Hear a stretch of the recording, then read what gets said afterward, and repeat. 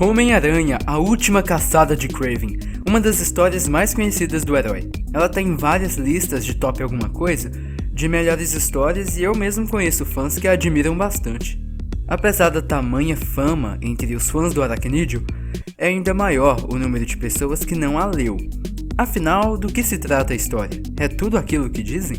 Já vou avisando antes que este vídeo terá spoilers. Eu vou comentar sobre os detalhes da história e não tem como não fazer isso.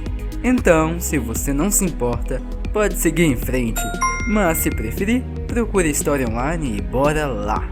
Para quem já leu muitas e muitas aventuras do Homem-Aranha, com certeza dá para perceber que o rumo de A Última Caçada de Kraven foi muito diferente. É um tipo de história que se difere bastante do habitual, principalmente pela narrativa única e muito bem escrita. É uma saga de 6 partes, mas a leitura é tão rápida que você nem sente que acabara de ler 6 edições de uma história em quadrinhos.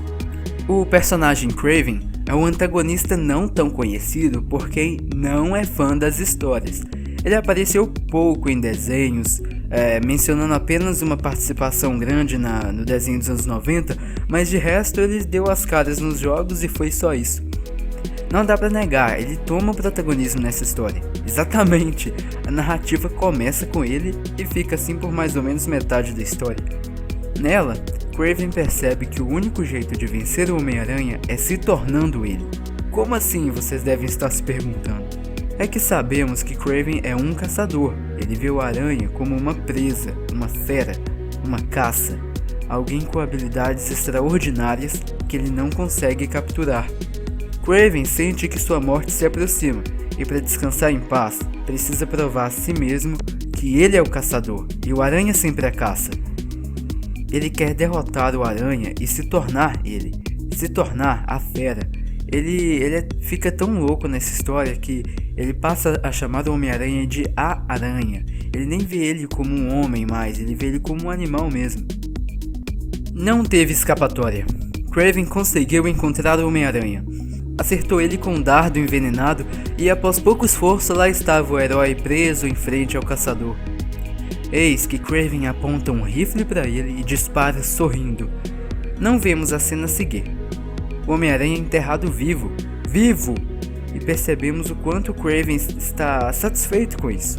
Desde o começo da história, em vários momentos, é mostrado uma cova sendo cavada em um cemitério.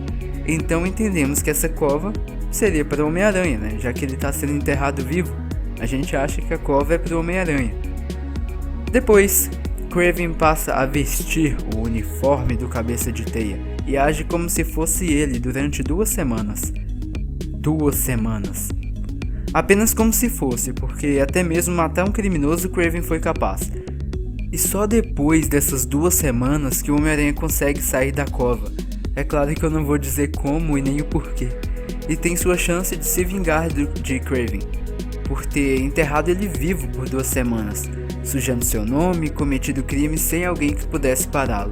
A narrativa é tão forte que sentimos o quanto foi cruel para Peter Parker simplesmente saber que havia sido enterrado vivo por tantos dias. Nós percebemos o quanto foi duro para ele, o quanto o corpo dele sofreu e se enfraqueceu.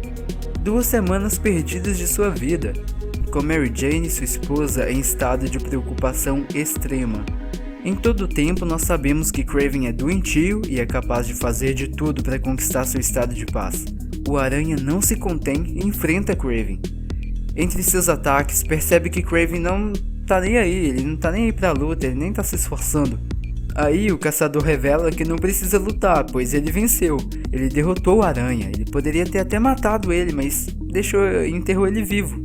Deixou ele viver só pra saber que perdeu.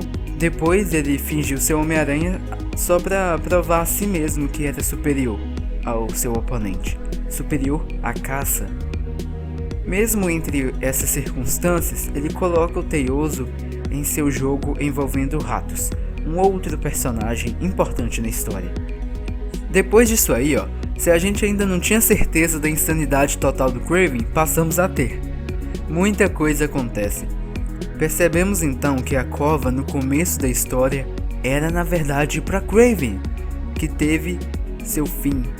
Sua morte foi morto por quem você pouco espera. Você nem imagina. Ou imagina, né? Talvez estava óbvio e só eu não percebi.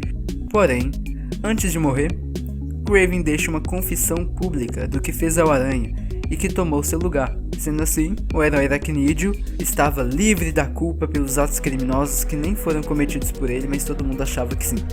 Essa história, assim, eu achei ela muito boa. Ela é muito bem escrita. De verdade, ela é muito bem escrita. O valor dela está justamente pelo fato de ser muito diferente das histórias que a gente está acostumado do Homem-Aranha. Ela é mais adulta, mais matura, evoluída. O tom dela, eu não diria que é exatamente sombrio, apesar de muita gente achar que sim. Mas ela é sim, ela é diferente, ela é bem diferente. Eu não achei que ela é tipo, uau, é a melhor história do Homem-Aranha, a mais incrível, a mais sensacional. Mas ela é muito boa. E eu recomendo com toda certeza. É um item indispensável para leitura se você gosta do espetacular Homem-Aranha. Então, é isso aí. É o que eu tenho a dizer. Essa foi a primeira resenha do canal. A última caçada de Kraven e até mais.